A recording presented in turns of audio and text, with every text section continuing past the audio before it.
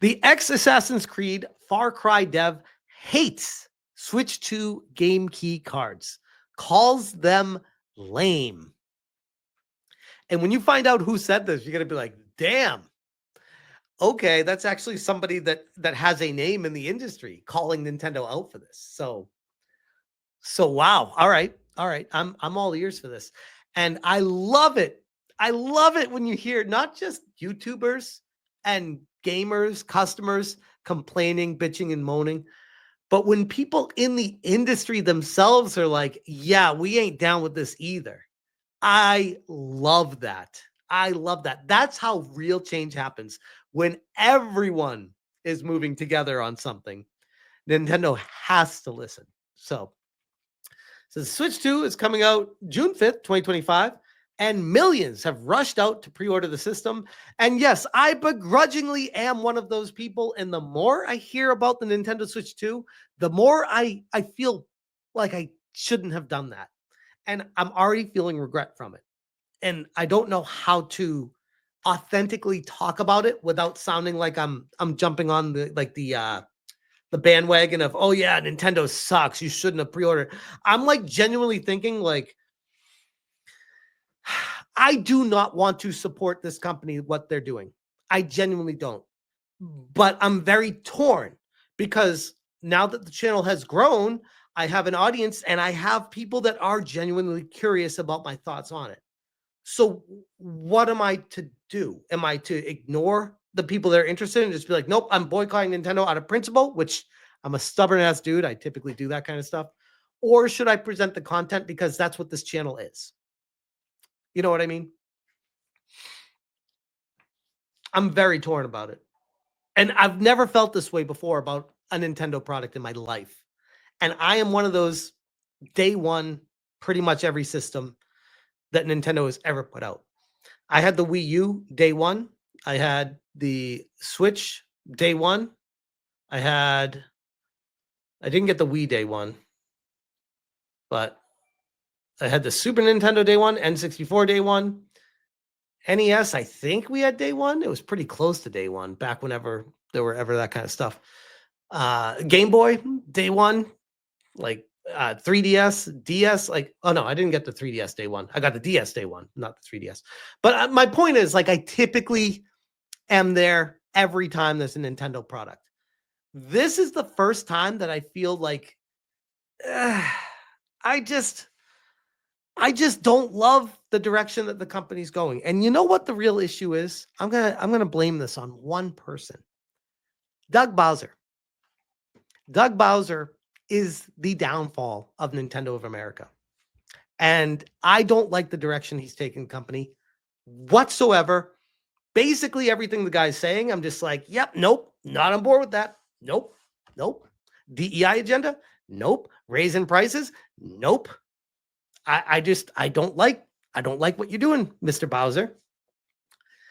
Anyways, there's no doubt plenty of excitement for Nintendo's next gen, but there have been a number of areas that have caused gamers to grumble. Now, to be fair, for Doug Bowser, I don't know how much of an impact he had for the game key cards.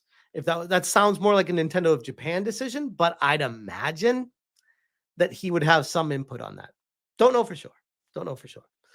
Among the list of complaints about Switch 2, game key cards are definitely near the top. And for those of you that don't know what a game key card is, the TLDR is it's a download code that you put the game key card. It's a physical card you put into your Switch 2, and it downloads the game from the eShop and saves it onto your Switch 2.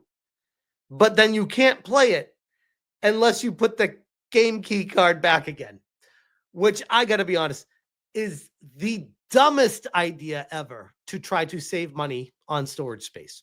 I get what they were thinking and trying to do, but in practice, it is just so face palming. I can't deal with it. I'm Batman says it's like a DRM authenticator. Exactly. It's just like telling people, oh yeah, you want to collect physical? You like physical? Yeah, sure. We can do physical. Sure. We can do, wait. We can do physical. Hold on. Wait. We need full screen. We can do physical games for you guys. Sure thing. For those who don't know, game key cards are physical Switch 2 game cards releases that still require a download. In other words, you're getting a physical game card that can be traded in and lent to friends, but you'll still need a storage space to download the game itself. This approach doesn't sit well with many, I'd agree. And that includes former Assassin's Creed and Far Cry lead Alex Hutchinson. And for anyone in the know in the game industry, Alex Hutchinson that is a name, okay? That is a name in the game industry. So when I saw this come through, I was like, oh, my eyebrow raised a little bit. I was like, oh, that's not necessarily like Kojima level, but that's somebody in the game industry. In a chat with Video Gamer, Hutchinson didn't hold back on his distaste for game keycards. He said, it's funny that Nintendo is going to get away with it. It just shows you the power of nostalgia in our business, that the way they will beat up Microsoft versus Nintendo is just not the same, especially in Europe. It's like, oh, Nintendo's doing it. All right, we're not going to say much. Like, Nintendo gets a pass. You can bet your ass if Microsoft or Sony tried to do something like this, there would be an uproar. But it's Nintendo. It's like, oh, it's a cartridge. It's Nintendo.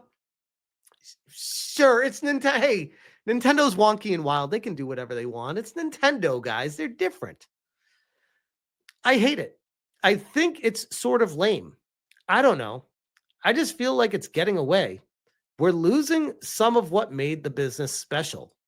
Trading Game Boy cartridges at school, or, DS for the modern audience. There's something nice about that. There is something nice about knowing that what you hold in your hand has all the information of the magic that you put into your console. Not to be cheesy, but when I think of like a Game Boy card, like Metroid 2, Return to Samus, the Game Boy cartridge, that is all on that card. And that means something when you put it into the system. I cannot grasp the idea of like Bravely Default on a Game Geek card for Switch 2. Like, no. As Switch owners know, there were plenty of physical releases that were dubbed code in box products, which, by the way, I never bought any of those. Big zero. And I own a lot of Switch games. I personally boycott, never bought any, not one single one of those. I thought it was the dumbest damn thing in the world. Those you got physical game boxes, but nothing but a download code inside, which I thought they were all about saving and protecting the environment. Whatever happened to that? Game key cards are the next iteration of that approach. And the ability to trade in or lend out these titles certainly makes them a step up from code in box, which I will agree, it is better than a code in the box, but that doesn't mean I like it. That doesn't mean I can get on board with it.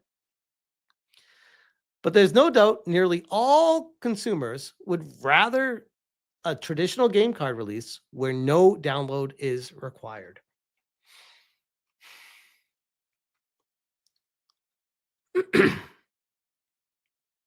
I can't get behind this. And the more information that keeps coming up about the Switch 2, the more I just shake my head. The more I'm just like, And this is coming from a guy, like I said, you guys were here when I pre-ordered it on stream. I got through. I wasn't like going out of my way to get it. I pre-ordered it on stream because I was just in the queue on Best Buy while I was talking to you guys. And it was like, okay, you've been accepted. You can purchase it now. It's like, oh, I guess I'm getting a Switch 2 with Mario Kart. But the Mario Kart is a download, which I don't love that either. But it was $50 instead of the $80. And I'm like, beggars can't be choosers if you're trying to get a pre-order of a console. I don't love how they keep forcing people into going to digital while raising the prices of everything. And it would be one thing if Nintendo was financially struggling, if the stock was reaching all-time lows, if they were having to cut salaries, if it was like a time where they're just like, all hell's breaking loose and they're cutting positions and they're desperate for sales and they're doing this kind of stuff, I'd be like, damn, the industry really is a shit show right now. I guess they have to do this. But what would you say if I told you that Nintendo stock just hit an all-time high?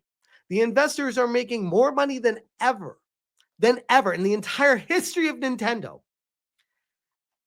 And as a reward to you, the customer that has supported them for the better part of the past 40 plus years, they're like, oh, we're going to raise the price and make even more money off of you because you're an idiot and we're Nintendo. And we know no matter what we do, you're still going to be there to buy it day one. And I'm over here like, yep. Which again goes back to, I'm very torn about this. I'm very, very torn about this. The whole situation just, it does not sit well with me at all. And clearly, the game industry as well, because we have former Assassin's Creed and Far Cry lead Alex Hutchinson being like, yeah, it's lame. It's lame. I don't like this either. I do wonder if there's going to be enough pushback, if people do boycott the game key cards, if Nintendo doesn't do the sales like they were with the original Switch, if that's going to force their hand and make them put the games on full cartridges. I wonder. I would not hold my breath for that happening because this is almost like one of those things like inflation. Like once it goes up, it very rarely falls back down. It typically goes up and spikes and then levels a little bit and then kind of just hangs there. That's what this kind of feels like. And it sucks. It sucks. And oh, by the way, fun fact, this is also going to jack up all the prices of retro games too, because gaming in general is just getting insanely expensive because of the greed of these companies. And the only way it's going to stop is if people stop buying the shit. And again, that's why I keep starting to point the finger at myself, being like, what are you doing, bro? What are you doing? I don't know. What am I supposed to do?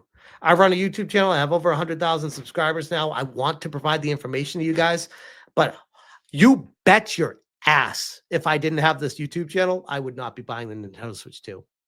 I would not. Especially after all this information that just came out. But anyways, I'm so frustrated. I'll leave it here. David Kelly says, I'm glad I did my retro hunting years ago. Me too. I have one hell of a retro collection. Good luck getting into retro collecting now. I mean, you can still get them cheap at conventions and stuff, but I'll tell you guys, it's just brutal. It sucks too. Because like gaming should be fun. It should be something we all get excited about and motivated for.